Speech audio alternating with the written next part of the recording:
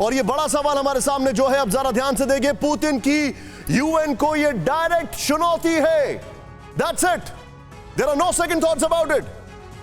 Kyiv में UN chief के hotel के पास मिसाइलों से हमला किया गया। ज़ेलेंस्की गुटेरेस की प्रेस कॉन्फ्रेंस के 1 घंटे के अंदर मिसाइल से हमला किया गया। पुतिन गुटेरेस की 1 घंटे की मुलाकात के बाद पुतिन की पश्चिमी देशों को सीधे धमकी थी।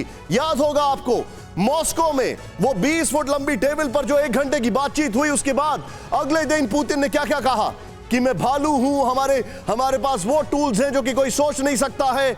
यू कैन इमेजिन, यूएस रक्षा और विदेश मंत्री के कीव से लौटते ही लवीव रेलवे स्टेशन पर रूस का मिसाइल अटैक, यह भी एक प्रूफ है। मैं सीधे चलूंगा ये शॉर्ट्स और अम्बेसडर विष्णु प्रकाश सर के पास। सर, ऑडेसिटी की भी कोई लिमिट होती है। आई थिंक यहां पर अब कोई लिमिट नहीं है। मैं आपसे जो समझना चाहता हूं सर वो ये है कि ये मैसेज देने के बाद how will the world react. UN chief को मैसेज दिया गया है, इट इज नथिंग लेस। चलिए हम इग्नोर कर देते हैं यूएन चीफ के विजिट के बाद जो उन्होंने वॉर रिटोरिक्स किए, हम इग्नोर कर देते हैं जो यूएस डिफेंस सेक्रेटरी और फॉरेन अफेयर्स सेक्रेटरी के जाने के बाद उन्हीं ट्रेन स्टेशंस को बम्बार्ड किया, बट यूएन चीफ की मौजूदगी में your take sir. Nishant ji नमस्कार और very nice to be on the show with you. देखिए, एक प्रिंसिपल है वॉरफेयर का कि you don't paint your adversary in the corner. आप उनको एस्केप रूट जरूर देंगे, पर अगर आप उनको एक कॉर्नर कर लेंगे तो मुश्किल होगा। अब रशिया को के पास इन्होंने जो कुछ कर सकते थे कर दिया है, डीमोनाइज कर दिया, प्रतिबंध लगा दिए, हथियार भेज रहे हैं, मीडिया वॉरफेयर, सब कुछ है। तो रशिया के पास जैसे जैसे अगर कुछ खोने को नहीं होगा तो ये बड़ा खतरनाक प्लेयर होगा। और जो महासचिव हैं, जो सेक्रेटरी जनरल हैं, ये निष्पक्ष नहीं दिखते हैं रशिया को। हकीकत ये है कि चलिए यूएन सिक्योरिटी काउंसिल तो नहीं कुछ कर सकता क्योंकि वीटो हो जाता है। इनको सेक्रेटरी जनरल चाहते तो जो ह्यूमैनिटेरियन कॉरिडोर्स है उसको सुपरवाइज करने के लिए न्यूट्रल टीम्स क्यों नहीं भेज सकते थे? बताइए क्यों नहीं भेज सकते थे? मेरा ख्याल एक कारण ये था कि आप तब रशिया को डिमोनाइज नहीं कर सकते, कि कह नहीं सकते कि रशिया ही उल्लंघन कर रहा है। अच्छा, इतने 64वां दिन हो गया है, आप फैक्ट फाइंडिंग टीम क्यों नहीं भेज सकते? All neutral international secretary general वो नहीं करेंगे। तो निशांत जी, मुझे ये लगता है कि ये रशिया ने बड़ा क्लियरली ये मैसेज दिया है कि हम जानते हैं क्या हो रहा है, हमारे पास अगर आप पुश करेंगे तो हम रिएक्ट करेंगे। और जब तक ये लड़ाई अब यूक्रेन रशिया की नहीं रही है, ये नेटो और रशिया की लड़ाई है, पर नेटो प्रॉक्सी वॉर कर रहा है, और जब तक ये रुकेंगे नहीं तब तक ये बर्बादी चलती रहेगी। दो आखिरला पॉइंट ये है कि दो अब सॉल्यूशंस हैं। एक तो नेटो खुल के सामने आ जाए और दूसरा रशिया के साथ कंस्ट्रक्टिव डायलॉग करे।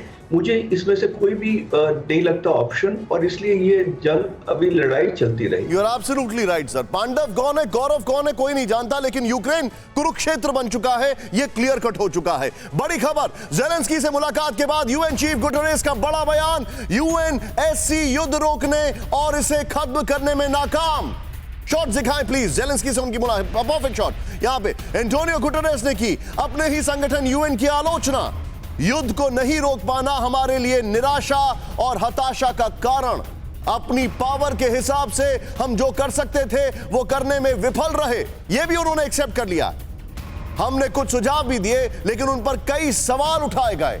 यूएन जो है वो अपने ही जाल में फंस चुका है, अगर मैं ये कहूं तो अतिशोक्ति नहीं होगी। सीधे चले, और मैं इसके बाद अमिताभ सर के पास आ रहा हूं। ये बड़ा सवाल यहां पर सीधे दिखाइए, हमारे पास जो इंफॉर्मेशन है। बड़ी बात यह है, ध्यान से देखें, अब इसको आपको समझना जरूरी है। यूएन की नाकामी के 25 साल, 2022 रूस वर्सेस यूक्रेन, रोहिंग्या क्राइसिस 2017 में हमें पता है, यमन सिविल वॉर 2014 में, 2011 में सीरिया सिविल वॉर, 2003 में अमेरिका का इराक इन्वेजन, और फिर चेचनिया 1999 में, 1991 में सोमालिया सिविल वॉर, और कोसोवो, जो मैं माफी चाहता हूं भूल गया हूं उसको, मेरे सहयोगी अभिषेक उपाध्याय ने मुझे बताया, कोसोवो वो भी एक बहुत बड़ा फेलियर। ये सारे फेलियर्स हैं। मैं एक बहुत क्विक रिएक्शन में चाहूंगा, इसमें भी शॉट्स जारी रखें, और वो जो अलग अलग जगह जा रहे थे, खासकर कीव वगैरह जहां पर वो जा रहे थे, वो वाले शॉट्स यहां पर प्ले ऑन करें। अमिताभ जी, मेरा स्ट्रेट सवाल आपसे है, हम लोग आज रेट्रोस्पेक्ट कर रहे हैं या इंट्रोस्पेक्ट कर रहे हैं, ये मैं कंफ्यूज्ड हूं। लेकिन मैं एक चीज को लेकर बड़ा क्लियर हूं, रशिया ने यूएन सिक्योरिटी काउंसिल की उस मीटिंग को चेयर किया था जिसमें रेजोल्यूशन पास होना था, और उस रेजोल्यूशन में वो अपने खिलाफ ही रेजोल्यूशन लेके आ रहे थे। मुझे याद है ज़ेलेंस्की ने कहा था कि ये ऐसा लग रहा है जैसे एक फॉक्स जो है उसी को इंचार्ज बना दिया गया है चिकन कू का। Your take sir. नहीं, आप बिल्कुल सही कह रहे हैं।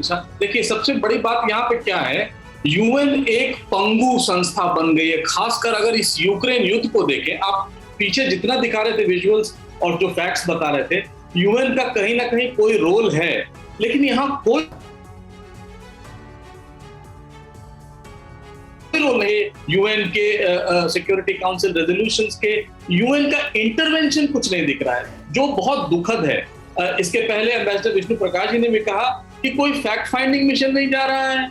क्या हो रहा है, एक डेली असेसमेंट यूएन दे, यूएन पीस कीपिंग के लिए लोगों को प्रमोट करे, कंट्रीज को टुगेदर लाए, ये भी नहीं हुआ। हमने देखा है 90-91 के बाद सोवियत संघ का विघटन हुआ और रूस और अमेरिका एक पेज पे आ गए थे, उस समय यूएन बहुत इफेक्टिव बन गया था। उसमें सबसे इंपॉर्टेंट जो उसका एजेंडा जो बना था वो था कि कैसे पीस किसी भी डिस्प्यूटेड टेरिटरी में लाया जाए। यूएन एंटोनियो गुतरेस का, माफ करेंगे, ये अपने आप को तो बदनाम कर ही रहे हैं, एक पूरा कलेक्टिव विल जो है हमारा, उसको भी ये आप पूरी तरह से दरकिनार कर रहे हैं।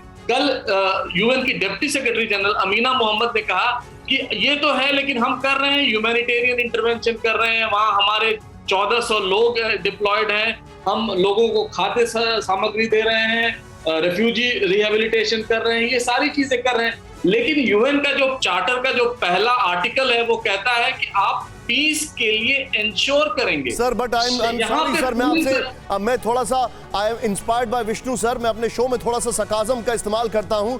वो यूएन पीस कीपिंग बचा नहीं है, वो यूएन पीसेस कीपिंग बचा है। When the country is in pieces then comes UN. अब ये हो गया है, वो पहले चार्टर में सिर्फ एक स्पेलिंग में एक लेटर की मिस्टेक हो गई है। That's the point. यहां पर परवाह देश की, सोमवार से शुक्रवार रात 10 बजे TV9 भारतवर्ष पर।